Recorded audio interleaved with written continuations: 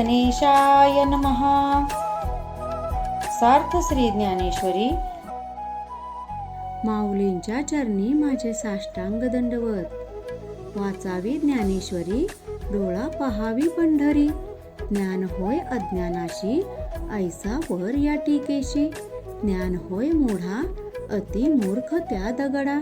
वाचील जो कोणी, जना त्यासी लोटांगणी. अध्याय 6 आत्मसंयम योग. क्रमशः वाचन भाग 2. अर्जुना, तुला जे ऐकायचे आहे तेच मी थोडे विस्ताराने सांगतो, ऐक. या योग साधनेसाठी प्रथम उत्तम अशा जागेची निवड करावी लागते. ही जागा कशी हवी, तर ती रम्य, शांत आणि प्रसन्न हवी. ज्या जागी बसल्यावर मनात वैराग्य उत्पन्न होईल असे स्थान असावे. ते स्थान हे सत्पुरुषांच्या, देवदेवतांच्या निवासाने, मठ, मंदिर, शिवालयासारखे शांत आणि ईशिप्त ध्येय पूर्ण करेल असे ते स्थान असावे. ही जागा साधकाच्या मनोवृत्तींना उन्नत करेल. मनाला संतोष होईल, मन एकाग्र होईल, स्थिर होईल. मन त्या अभ्यासात पूर्ण रमेल असे हे स्थान असावे. जे स्थान वाटसरूंना सोडून जाऊ नये तर तिथेच रमावे असे वाटेल असे रमणीय असावे. एखाद्या पाखंडी माणसालाही तिथे बसून तप करावे असे वाटेल अशी ती जागा असावी. जर एखादा माणूस सहज म्हणून तिथे त्या जागी आला तर त्याला आपण कुठे चाललो होतो याचा विसर पडावा असे हे स्थान असावे. अर्जुना, खरोखरच अशा काही पुण्यवान पवित्र जागा असतात की जिथे गेल्यावर तेथून पाय निघत नाही.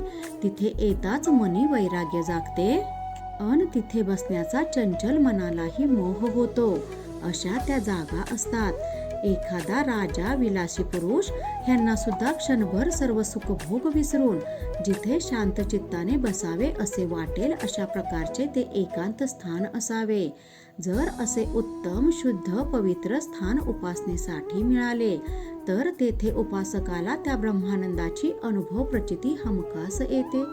दुसरी एक गोष्ट अशी पहावी की ते उपासनेचे स्थान लोकवस्तीपासून दूर असावे.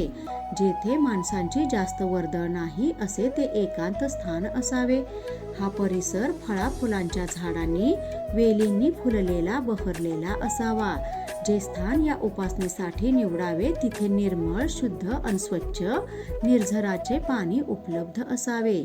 ज्या जागी सूर्याचा ताप होणार नाही, उजेड आणि सावली असेल, जिथे शांत, प्रसन्न, गंधित वारा वाहत असेल असे हे स्थान असावे.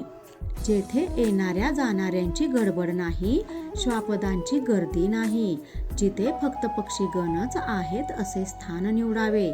तेथील परिसरात कोकिळेचे कुंजन असावे. हंस, बदके, चक्रवाक पक्षी असे पक्षी असावेत.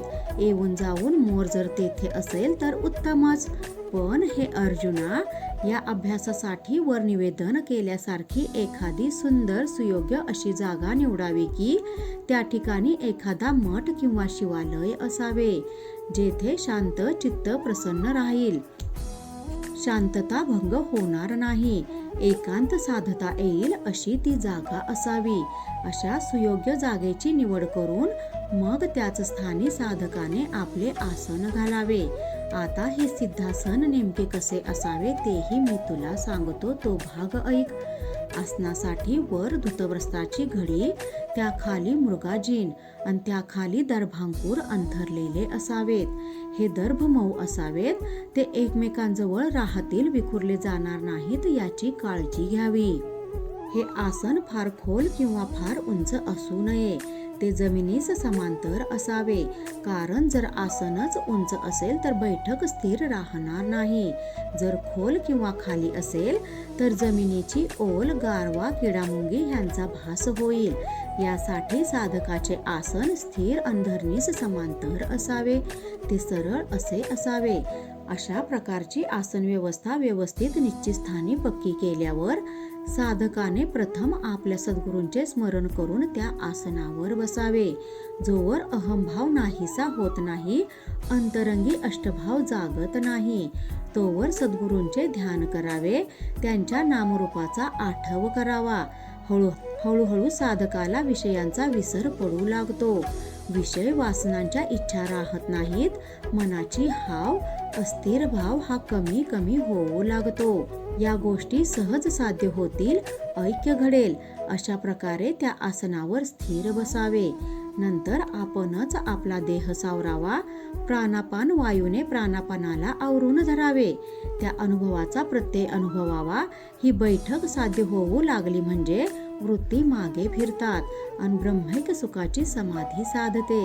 या आसनावर आणि या साध्य साधनेसाठी त्या साधकाची आसन मुद्रा सुद्धा कशी असावी ते तुला सांगतो ऐक.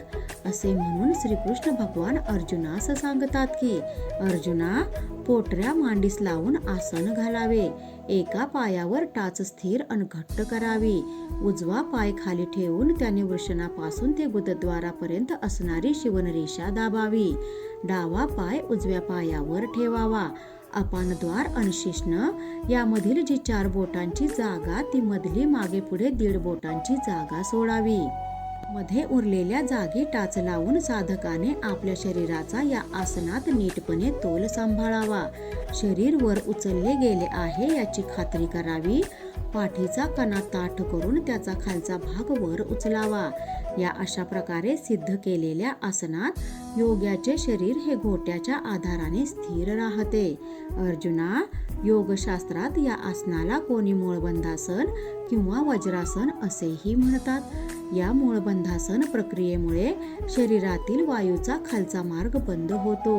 मग हळूहळू शरीरातील अपानवायू हा आतल्या आत वरवर चढू लागतो. तेव्हा दोन्ही हातांची ओंजळ ही डाव्या पायावर ठेवावी. त्यावेळी आपोआप खांदे वर उचलले जातात.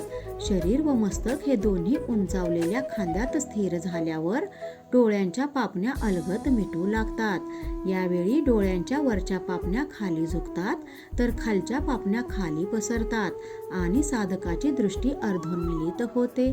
अशा वेळी एक घडते. दृष्टी ही खाली येऊन ती नासगरी म्हणजे नाकाच्या टोकावर स्थिर होते. ती दृष्टी बाहेर न जाता नाकाच्या टोकाशीच येऊन थांबते. त्यामुळे इतर अवतीभोवती पाहण्याची इच्छा राहत नाही. मग साधकाचा गळा अंकुचित होऊन तो गळ्याखालील भागात नेऊन अनवटीस टेकवतो. अर्जुना, नंतर त्या साधकाचा कंठमणी दिसेनासा होतो. या प्रकारे जी आसन मुद्रा साधली जाते त्या मुद्रेला जालंधर बंध असे म्हणतात. या आसनाने बेंबी वर फुगते, पोट सपाट होते अन साधकाचा हृदयकोश विस्तारतो. पार्था, यामुळे गुदद्वाराचा वरचा भाग आणि बेंबीच्या खालचा भाग यामध्ये एक ओढ बसते. ताण येतो. त्यालाच योगात उड्डीयाना बंध असे म्हटले जाते. अशा प्रकाराने साधकाची शारीरिक बैठक अन मुद्रासनाचा अभ्यास सुरू झाला म्हणजे हळूहळू त्याचे मन स्थिर होते, शांत होते. मनोधैर्याचे बळ कमी कमी होऊ लागते. कृपा त्या ज्ञानेश्वरीची, करून घ्या शुद्धी भक्तीने अंतरंगाची. रामकृष्ण हरी. गीता भागवत ज्ञानेश्वरी.